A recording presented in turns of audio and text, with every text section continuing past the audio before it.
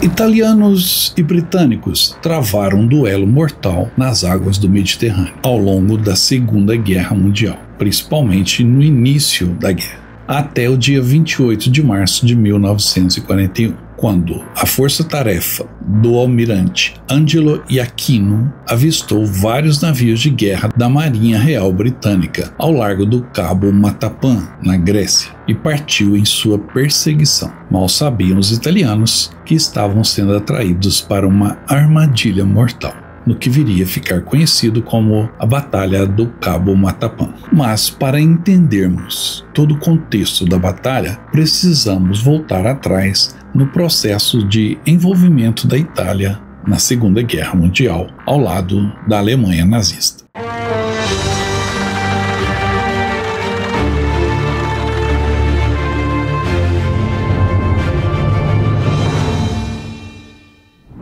Em junho de 1940, os soldados altamente disciplinados e treinados de Adolf Hitler tinham a essência de um exército invencível. As forças da Blitzkrieg varriam o norte da França, tornando inúteis as defesas da linha Maginot, superando o então maior exército do mundo, o exército francês. Noruega, Bélgica, Holanda, Luxemburgo, Polônia já haviam enfrentado os alemães, e muitas outras nações logo seguiriam o mesmo destino, serem ocupadas pelas forças germânicas. Enquanto isso, o ditador italiano Benito Mussolini enfrentava vários dilemas. Ele era amigo de Hitler, mas estava indeciso sobre juntar-se a ele contra as forças aliadas. A Itália tinha questões pendentes com a Inglaterra e a França, desde a Primeira Guerra Mundial. A Itália e a Alemanha tinham um regime político muito semelhantes, o fascismo e o nazismo. O fascismo italiano, instaurado por Mussolini após a marcha sobre Roma em 1922, quando chegaram ao poder, serviu como uma fonte de inspiração para Hitler. Muitos dos métodos de controle social e repressão usados pelo partido nazista foram inspirados ou até mesmo copiados do regime fascista italiano.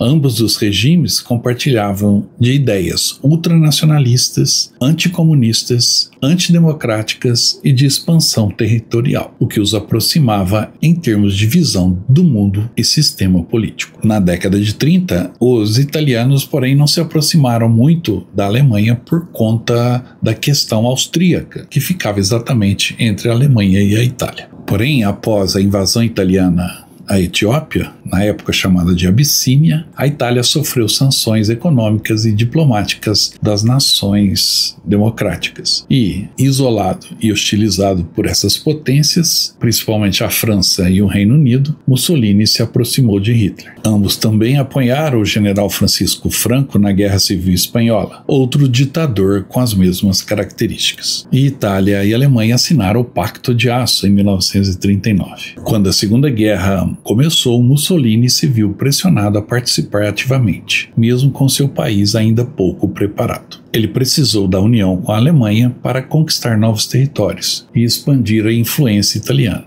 E tinha medo de que, se a Itália permanecesse neutra, mais cedo ou mais tarde os britânicos estariam às portas. Mussolini pensou que, ao se juntar a Hitler na conquista da França, se tornaria o novo César, mesmo contra a vontade do rei da Itália. O ditador, então, enviou a Regia Marina, a marinha italiana, para dominar o Mediterrâneo e transformá-lo novamente no antigo Mare Nostrum do Império Romano, o nosso mar. Para cumprir este propósito, o Duce, como era conhecido, construiu uma poderosa marinha, construção essa iniciada desde o início dos anos 30, para atuar como um elemento dissuasório contra a influência britânica e francesa na região. Os britânicos, de olho nesse ressurgimento italiano, desenvolveram planos secretos para bombardear os principais portos e instalações navais italianas, caso o confronto se iniciasse. Com o começo da guerra, a Marinha Real Britânica se concentrou em proteger os comboios mercantes no Atlântico, alvo dos U-boats alemães, e o Mediterrâneo ficou desguarnecido, com navios de segunda categoria. principalmente depois que a frota francesa ficou de fora do confronto após a paz assinada entre os alemães e o governo de Vichy. Ao invadir a França pelo sul e declarar guerra ao Reino Unido, o petróleo que dependia dos britânicos parou de chegar à Itália. E, após alguns reveses na Grécia e no norte da África, Mussolini pediu apoio à Alemanha. Com a luta no norte da África e na Grécia, especialmente em Creta, Mussolini lançou uma operação chamada Operação Galdo, um plano mestre para varrer a marinha real das águas do Mediterrâneo. O experiente almirante Angelo Iachino foi encarregado da operação, que pretendia demonstrar ao mundo que a marinha italiana era um adversário digno, mesmo após o ataque surpresa ao porto de Taranto, quando 3 navios importantes para os italianos foram atingidos por aviões britânicos.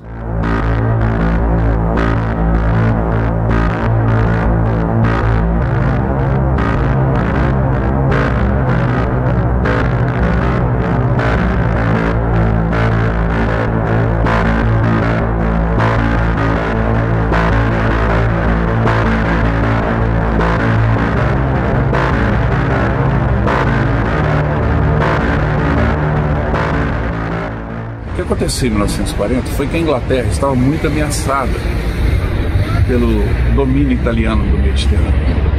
E então foi desenvolvido um plano, como eu já expliquei para vocês, aonde ousadamente os pilotos britânicos atacaram e afundaram 3 embarcações e intimidaram a tal ponto a marinha italiana que ela nunca mais foi uma ameaça à hegemonia britânica no Mediterrâneo. E isso teve um papel fundamental, porque quem dominasse o Mediterrâneo dominaria o controle do petróleo, por exemplo, do Egito, do norte da África ou do Oriente Médio. Dominaria também o acesso às ilhas do Mediterrâneo, a navegação. Ou seja, o ataque ao porto de Taranto foi uma ação extremamente decisiva, extremamente importante, pouco valorizada hoje pelos historiadores. A Itália havia investido em grandes unidades de superfície, como encouraçados ou battleships, e também cruzadores pesados e leves, além de contra-torpedeiros, destacando-se aí os encouraçados da classe Litório, o próprio Litório, o Vittorio Veneto, o Roma e o inacabado Impero. Além da modernização de unidades mais antigas, como o Conte Cavour, o Júlio Cesare, o Andrea Doria, o Caio Dúlio e outros, navios icônicos da Régia Marina. Mas, diferentemente de outras potências, como o Reino Unido, Estados Unidos e o Japão, a Itália não desenvolveu uma doutrina consistente de porta-aviões, pensando que, a partir da Península Italiana e ilhas do Mediterrâneo, haveria cobertura suficiente para a sua frota. Este foi um ponto fraco taticamente, pois as unidades navais italianas não dispunham de cobertura aérea em alto mar, dependendo de uma coordenação complexa com a aviação de terra. E havia um outro ponto fraco. A Marinha Britânica monitorava os planos e movimentações italianas através de interceptações de mensagens. Dessa forma, sabiam que a Régia Marina realizaria uma operação para atacar comboios britânicos. Então, os britânicos montaram uma emboscada para aniquilar a marinha italiana. Dirigiram-se ao encontro dos italianos próximo ao Cabo Matapan, numa área estratégica entre a Grécia continental e a ilha de Creta. Antes deste confronto em si, o equilíbrio de forças no Mediterrâneo entre os britânicos e os italianos mostrava-se menos favorável aos britânicos, em alguns aspectos quantitativos, especialmente em cruzadores pesados e o número total de navios, mas com vantagens significativas em outros fatores táticos, como a presença de porta-aviões e o uso do radar. Então surgiu uma oportunidade para afundar 2 cruzadores britânicos, que a Luftwaffe havia dito aos italianos que estavam gravemente danificados e seriam presas fáceis para os navios da Itália. O experiente almirante Angelo Iachino sentiu o cheiro de armadilha, mas não tinha certeza. Na realidade, os supostos navios danificados estavam em perfeitas condições, prontos para o combate, e liderados pelo implacável almirante britânico Sir Andrew Cunningham. Dias antes da força-tarefa italiana zarpar, um criptanalista de Bletchley Park decifrou o código Enigma naval italiano pela primeira vez e interceptou mensagens da marinha inimiga. Os britânicos souberam que a frota de batalha da Régia Marina, que vinha devastando navios mercantes, era composta por um couraçado, 6 cruzadores pesados, 2 cruzadores leves e 13 contratorpedeiros. O navio capitânia do almirante Aquino era o encouraçado Vittorio Veneto, da classe Littorio, e a embarcação mais poderosa da Itália, acompanhados do contratorpedeiro alpino Granatieri Bersaglieri, da 13ª Flotilha, e os cruzadores pesados Zara, Fiume e Pola, da 9ª Flotilha, além de cruzadores leves e destroyers. Um dia antes da partida dos navios italianos, o almirante Cunningham embarcou secretamente no Warspite, sua nau capitânia, e começou a reunir sua frota para caçar os italianos. Frota que consistia no porta-aviões HMS Formidable, 3 couraçados, 7 cruzadores e 17 contratorpedeiros. A armadilha estava pronta. Os italianos estariam em desvantagem numérica e sem suporte aéreo, nem radares. Em 27 de março, o vice-almirante Whipple partiu do sul de Creta para se encontrar com a frota de Cunningham e preparar o ataque contra os italianos. Enquanto isso, a força de Aquino navegava pela mesma área na esperança de capturar navios mercantes britânicos. Infelizmente para os italianos, nenhuma aeronave do eixo realizou novos voos de reconhecimento sobre Alexandria para informá-los de que os britânicos haviam acabado de deixar o porto para enfrentá-los. Então, às 6h35 do dia 28 de março de 1941, Aquino lançou um pequeno avião de reconhecimento do Vittorio Veneto e avistou o esquadrão britânico. O almirante italiano sabia que não havia mais volta. Se os britânicos estavam lá, era porque sabiam da localização italiana. Ainda assim, a força-tarefa italiana decidiu enfrentar o inimigo e vingar o desastre de Taranto, ao mesmo tempo que demonstrava aos alemães sua determinação em combate. Uma hora depois, o cruzador Trento encontrou a força do almirante Pridham Whipple ao sul da ilha grega de Gávidos. E Aquino então abriu fogo e perseguiu os britânicos, disparando mais de 400 projéteis, sem causar grandes danos aos inimigos. Os italianos então interromperam a perseguição e se reagruparam, e o esquadrão de cruzadores britânicos fez meia volta e passou a segui-los. O imponente navio Vittorio Veneto aguardou até que os britânicos entrassem no alcance de tiro e abriu fogo. O Veneto disparou mais de 90 tiros precisos, causando, porém, apenas danos leves nos navios inimigos. Quando o restante da frota britânica se aproximou do local do combate, Cunningham imediatamente ordenou um ataque aéreo, e aviões torpedeiros decolaram do Formidable e partiram diretamente contra o navio Veneto. O ataque falhou, mas desorganizou a formação da frota. O almirante Aquino então ordenou que sua frota retornasse ao porto de Taranto, onde poderia chamar por apoio aéreo. No entanto, às 3h do mesmo dia, Cunningham ordenou outro ataque aéreo. Em meio a um intenso tiroteio entre os pequenos aviões e artilharia italiana, um torpedo atingiu o casco lateral do Veneto, lançado por um dos aviões. Isso obrigou a frota italiana a diminuir o ritmo de retirada, embora a avaria não foi tão grande assim. Após anoitecer, o cruzador pesado Pola foi atingido por mais um torpedo lançado por avião, ficando à deriva, e 2 outros cruzadores pesados italianos, o Zara e o Fiume, junto com alguns contratorpedeiros, foram destacados para socorrer o Pola. Sem radar, os italianos ignoravam a posição exata da esquadra de Cunningham, que, graças ao radar e às interceptações de mensagens, enviou os encouraçados britânicos Warspite, Valiant e Barham, que aproximaram-se sem serem detectados, posicionando-se a uma distância de 3 a 4 quilômetros dos navios italianos em meia escuridão. Quando se fala em batalha naval, essa distância é muito curta.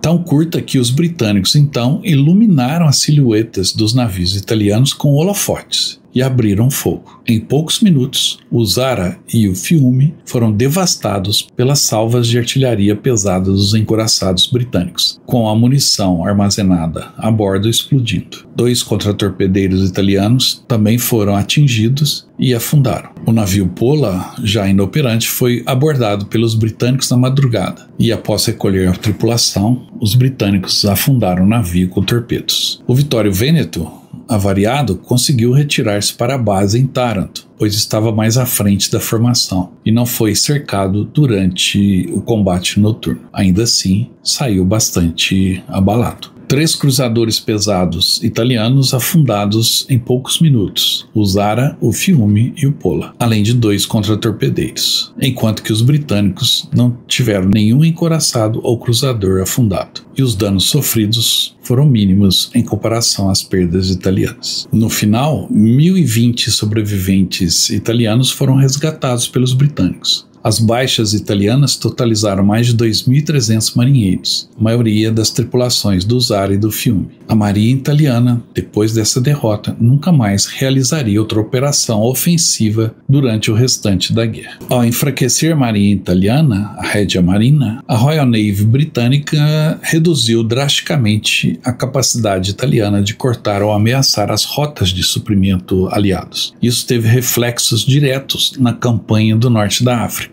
onde britânicos e alemães e italianos disputavam o controle das rotas do Canal do Suez e o petróleo do Oriente Médio. Com isso, a Marinha Britânica conseguiu maior liberdade para escoltar comboios vitais que navegavam entre Gibraltar, Malta, Egito e mais tarde Grécia e Creta. Garantir esse corredor marítimo permitiu maior eficácia no envio de blindados, munições e reforços para lutar contra o Afrika Korps. E, em suma, definiu os rumos da Segunda Guerra Mundial. Esta é a importância da Batalha do Cabo de Matapã. Espero que tenham gostado do vídeo de hoje. Se gostaram, dê um like. Não se esqueça de se inscrever no canal e também de deixar o seu comentário ao final. E eu volto logo com mais histórias de guerra. Até mais.